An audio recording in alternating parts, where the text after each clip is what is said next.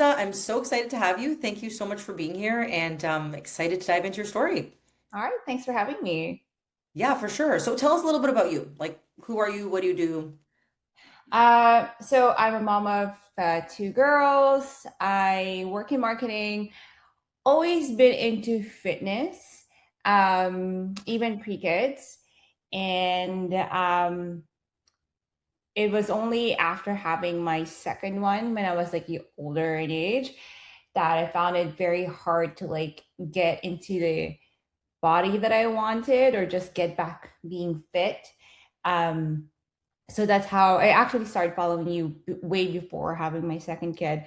And then when I hit the wall and felt tired and defeated to basically not getting the returns I wanted from exercising, I was like, I am tired. I need someone who's better at it than I am. So that's how I kickstarted my journey with you. Yeah, I was trying to think back how far because your youngest was, I think, like 8 months, right? She was in a baby carrier. I remember that. Yeah. I was trying to use her as weights. I was trying to sneak in like any like time to exercise. And yeah, like it was just really tough, like just doing trying to do it all or carve a space for me at that time when it was like baby was demanding um all the things, all the food, and I was just like, okay, how do I do this? Yeah, so like what was the point if you remember when you were like, I can't keep doing what I'm doing. Like I think I need to pivot things. Um There was, I think, a post that you did way back in the day where it was talking about like getting more out of the time that you had in the day. So that got me thinking about like, how I was using my time. And if if I only had like, let's say, less than an hour to dedicate to myself, how was I going to make the return out of that? I was definitely not maximizing it just with um, doing it myself. The other thing that annoyed me just doing it myself was just the mental load of thinking through the things that I needed to do. Like at that point, I would just wanted to execute and someone do the thinking for me and someone to just like be in my corner and tell me like, these are things that you need to do, you need to focus on, just help me prioritize things and also help um rally with me when it comes to this whole phase where it's really tough when you don't really know what you're doing with your body, and it's not immediate gains or anything like that. So that's when it switched for me, was just like making more out of the time that I had, because I wasn't going to have the amount of time I did when I didn't have kids or even just with one kid. Yeah. And just taking the mental load out of things when I was doing all the things in my head. So that's yeah, it's just really inefficiencies with time. So I'm like, get the expert help that I needed. I do it with other things in my life. I do it with my kids. Why am I not doing it for myself? So yeah. It's so interesting because right before we chatted, I chatted with another one of my clients who also was a new mom, like had a baby when we started, and she said the same thing. It's a season of life when like things aren't the same and like you're stretched so much in other areas that like you want to remove that decision fatigue and just like do the thing, right? Because you're the one doing the work. You are, but it's like you're doing the work and you have the strategy. That's when that change happens. Yeah, like that was the thing where it's just like in just one aspect of my life, someone just like tell me what to do. Everything else, it was like troubleshooting. I was Googling stuff, I was figuring things out, and I was just tired. I'm like, what can Yeah. I outsource where I can? We talk about building a village all the time, but it was always about building a village to help you with child rearing, but about not so much about myself, where I wanted to focus on. And I thought, you know what, I should really take the time to focus a little bit on myself too. So, yeah. Props to you for that. And I want every mom to listen to this too, because it is a hard thing to do, but when you do it, then everything else amplifies. So, like, now let's fast forward. Let's celebrate you for a second, because where are you at now with your fitness? Like, what changes have you seen in that time? Um, the biggest change that I really liked was not really thinking about fitness in terms of size or Hmm. just fitting in my old clothes or getting into a particular weight range that I thought was optimal because that's what I saw in Instagram or Yeah. in TV or movies. Um, what I really like now was that I'm not just focused on that. It's more about like the output that I'm doing for myself, the tangible. Like I'm chasing other numbers now, where it's like the weight that I can carry, the silent um, joy that I have in the gym, where I'm like lifting weights where like other men are be like, is she sure? Like she's like pretty tiny. I'm only 5 feet tall. Yeah. And But I'm you're like strong. getting like 40, 50 pound weights in each hand and just like doing lunges and stuff. So um that's where like I get my kick now is not just fitting a certain size, but about doing functional things that I would have never been able to do back in the day where I was just trying to be skinny. Like I was obsessed about being just 100 pounds. I don't know why 100 pounds was, Mm. um, but now like I am way above 100 pounds. I really don't care if I increase like hand size and probably at my biggest compared to back in the day, but I'm also at my strongest. I don't care as much about what I eat or I don't panic as much. And it's just that sort of freedom in terms of movement, of eating, of going through my day, or having the energy. Um, so yeah, like I'm really proud to be at this stage where I'm a little bit more carefree. I'm not like Hmm. super focused on a certain ideal like way of eating or just restricting things. Yeah. And I'm actually challenging myself now with high rocks. I So saw that. I was like, girl, when's your High Rocks? October. You got in the Toronto one. I got into the Toronto one. I could only get a pro ticket. So now Okay. I'm training to push sleds that are like 158 kilos, which is like 3 times my body weight, or pulling a sled that's like 2 times my body. So it's like it's an interesting challenge, and like those are the numbers that I'm proud to hit. Not about just staying like this kind of like weight in the scale. It's very freeing Yes. that way. So yeah, I'm really proud of that. It gets like healing that part of me when I was younger, where I was just like thinking about how tiny I could be in a pair of shorts or like just in this 100-pound range. I don't know why, but We all had our number. Mine was 120 pounds. And it's like, I think back in the day, I mean, there was a ton of toxic stuff out there, but it was like the celebrity or the whatever equation online. But it's what I love about your stories, Isa, that you're saying is like it's your identity that's shifted, right? Like yeah, it's in the beginning, don't get it twisted, y'all. Like you look fabulous. Like you obviously look jacked and look super toned. And I know you're not gonna like you're very humble, but like you look amazing too. yeah, So like the body composition has shifted, but like this is kind of how it typically goes is like you lose the body fat, you build the muscle, your body composition changes, you feel great, and then you get to the other side and you're like, okay, this is just who I am. And like, I'm not so focused on like the exact macros anymore. You don't need to be so like glued to like these exact number targets because it's so effortless.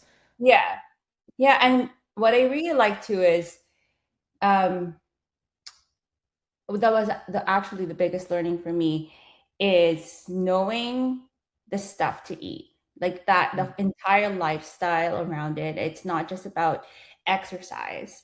And I was telling my friends about this where we're so obsessed thinking about how many minutes or hours you spend exercising in a week just to stay fit. But Yes. when you calculate it in the amount percentage that you do exercise in a day or in a week, it's a very small amount of time. The rest of it is preparing and eating food. And we're Mhm. so thoughtless about it. And Yeah. when we started talking about like paying attention to the portion sizes and the food that we ate, when I joined the program and started eating, and then I looked back at the past things I used to eat, I was just like, oh my God, like I was eating so little, but then it was not the stuff that I needed to function well or to like build muscle or to really see the maximum impact when it comes to um, like working out. Yeah. And I hear that a lot when I'm, for example, in a gym or whatever, in Pilates, and they're all just like drinking the protein shakes or not. But it's like, do you not know what's in there? It could Yeah. be loaded with sugar, it could be loaded with a bunch of things. And so really that mindfulness when it comes to eating, and it's just focusing on the whole food, not just this protein supplements, that was also really like a big takeaway, is just honing in on the quality and preparing food versus eating whatever without a plan during the day. So that was like a really, Intentional. yeah, like Yeah. we as a society, like I think when I see posts and stuff like that, like it's always about exercise and exercise.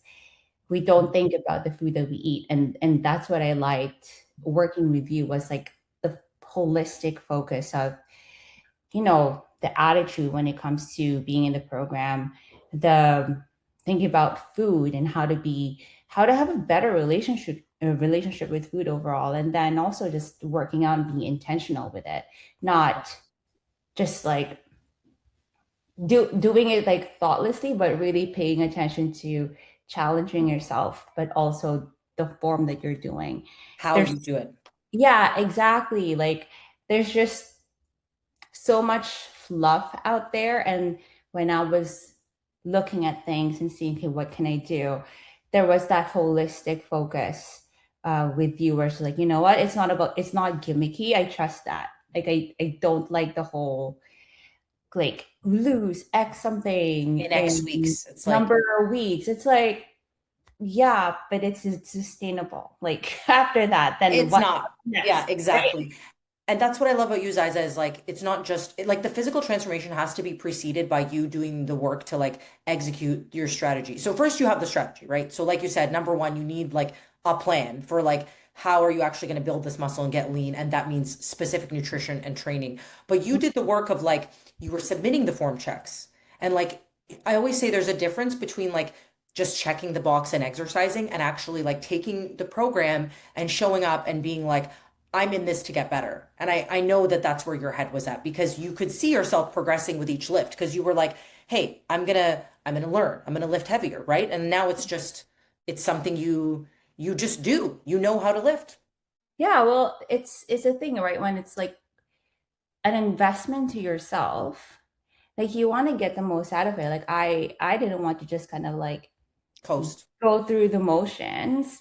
I could do that without getting a personal trainer and like Yeah. all that.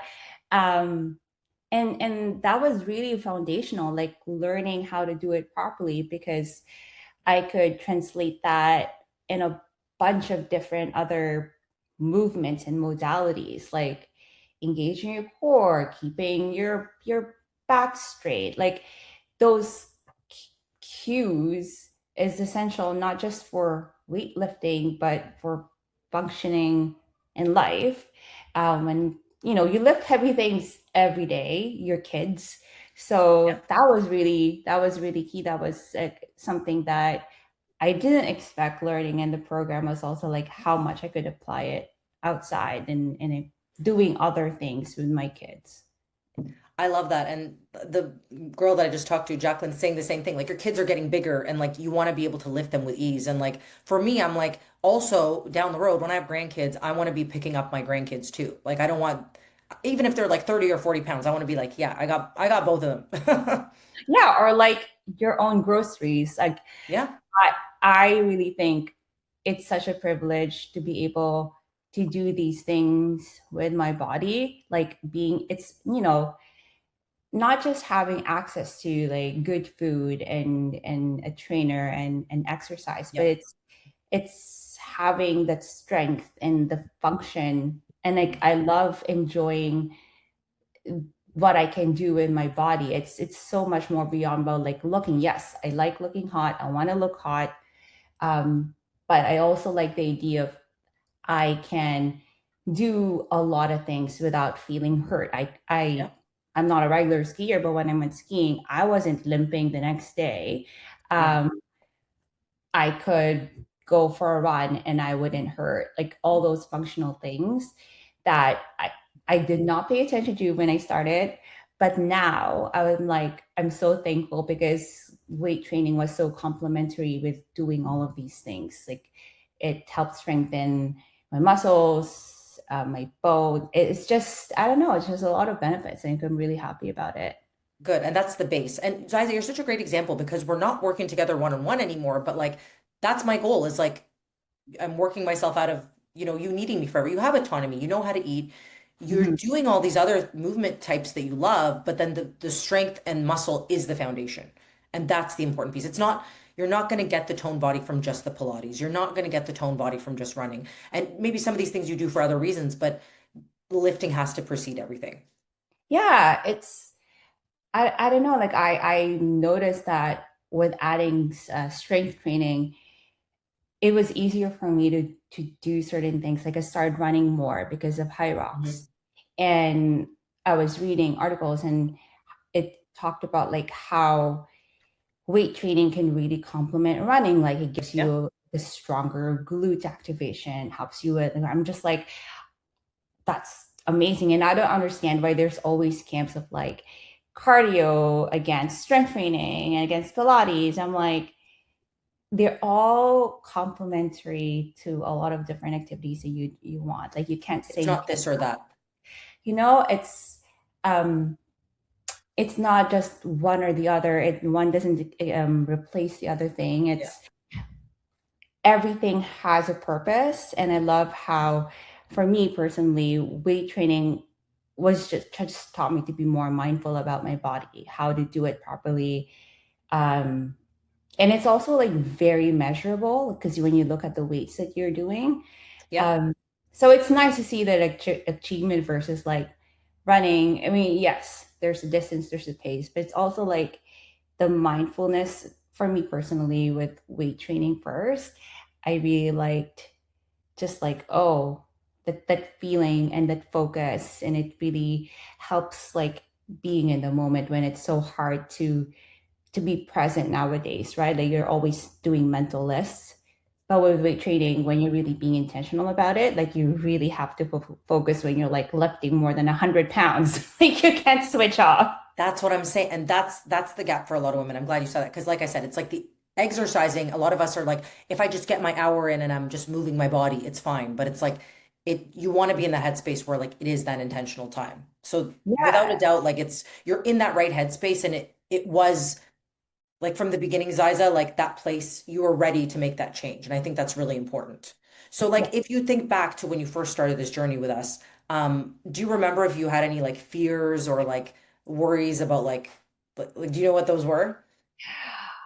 I remember feeling so scared about like doing those full body shoots, like for like progress reports. I was like, Oh, the ew. progress photos. Yeah. Yes. I was Nobody like, likes those. or yeah. And then also the concern, I was like, oh, okay, this, and now I remember the whole weighing food part. Mm, I was scared about it, like triggering off like this an unhealthy path of like restriction, or just being like, like that relationship with food of monitoring myself, and yeah. what I would say to my kids about me weighing my food. And actually, like after getting over the hurdle, and I may have talked to you about it, I can't remember. But my biggest takeaway from it now is, now I know exactly what 100 grams of, let's say, rice would look like. And Yeah. it's not a restriction method in my head now. It's more just like visually on a plate. Like it helped me understand the right portions if I'm going to go over under. And it really helped unlock like a um, mental thinking when we talked about like weighing my food was not about restriction, but all, like telling my kids, like knowing that what I needed to have to fuel my body.